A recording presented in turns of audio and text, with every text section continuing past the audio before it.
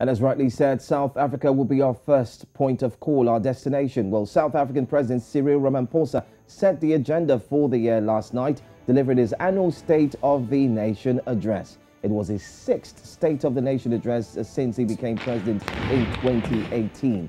In a lengthy 1 hour and 52-minute speech, Ramaphosa focused on the reforms required to grow South Africa's ailing economy. Take a look. Always find permanent employment once they are brought in through this program. We want to expand this so that more young people are brought into the world of work. For several years, this has been an effective way to encourage companies to hire new work seekers. The changes to the incentive will make it easier for small businesses in particular to hire young people. The Minister of Finance will announce the details of these changes in the budget. We call on companies to support this effort, to take up the incentive and give young people a place in the world of work. You just heard from the President of South Africa, Ramaphosa himself. He also announced that the government social relief of distress grant was part of the main stories of what introduced at the onset of the COVID-19 pandemic will be extended by 1 year. Now, this means it will continue into March of 2023. Joining us this morning is political analyst Fikile Vilakazi to unpack the speech. Fikile, what do you make of the speech that you just heard from your president, Cyril Ramaphosa?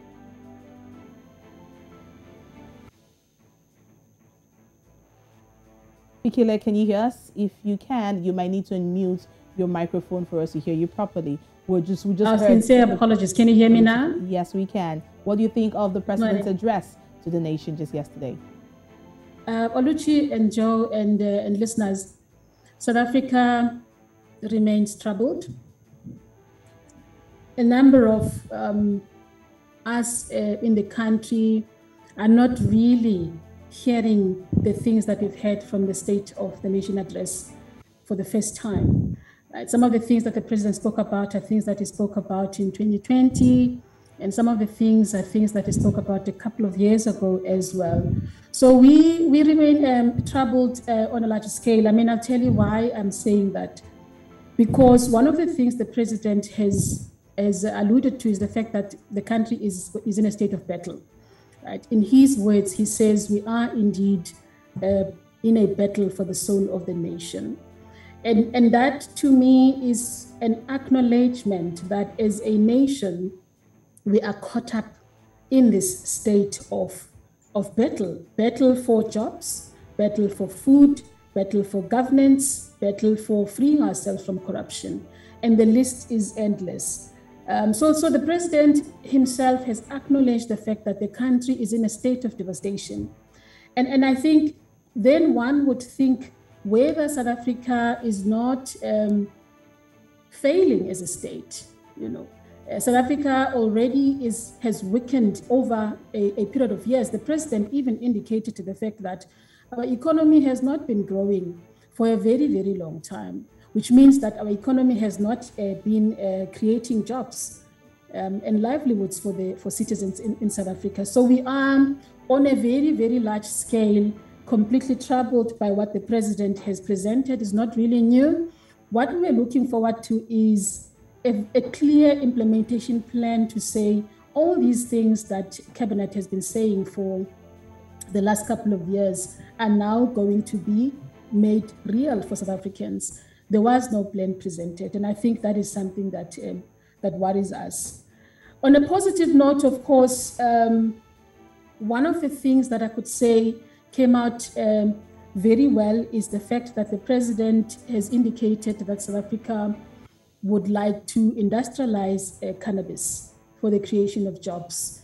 That is something that we take positively, particularly because this is something that many of us have been saying during the COVID-19 pandemic, in particular, during the HIV/AIDS pandemic when it started, and during a number of other years that we've been engaging with the Minister of Health to say, let us draw from traditional medicines, or what we call traditional medicines or herbal medicines, because they have been proven work in terms of assisting the country to treat certain ailments, assist the country to reduce the number of hospitalization so that we don't create the kind of burden on the healthcare system that we have seen during the COVID-19 pandemic and have seen over the years. So that is a positive in a sense that a number of people in South Africa, particularly in rural communities, are going to benefit from this.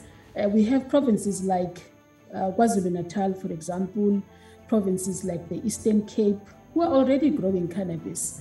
And we are hoping that this is not going to be one of those initiatives that is going to be hijacked by the pharmaceutical companies, that is going to be hijacked by the elite, political elites in particular, because of the state of corruption that we see in the country.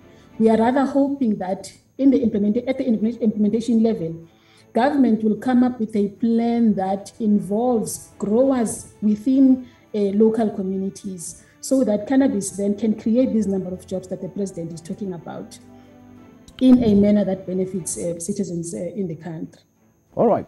Okay, let's also take a look at the fact that there's been an extension to the grant.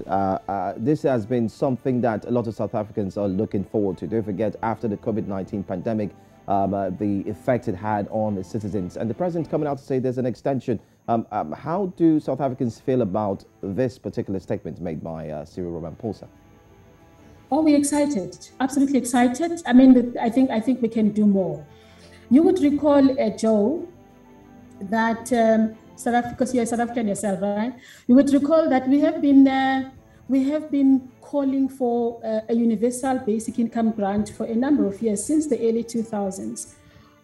We have been engaged with various government departments, with the presidencies that have been and gone, to say, in order to lift South Africa from the burden of poverty, we do need to have something that we call a universal basic income grant to ensure that at least not a human being in South Africa goes to bed without at least a decent meal and access to basic services. So the extension of the grant is sort of a step in that direction. We need more. Of course, there are calls that the grant needs to be increased. 350 is too little.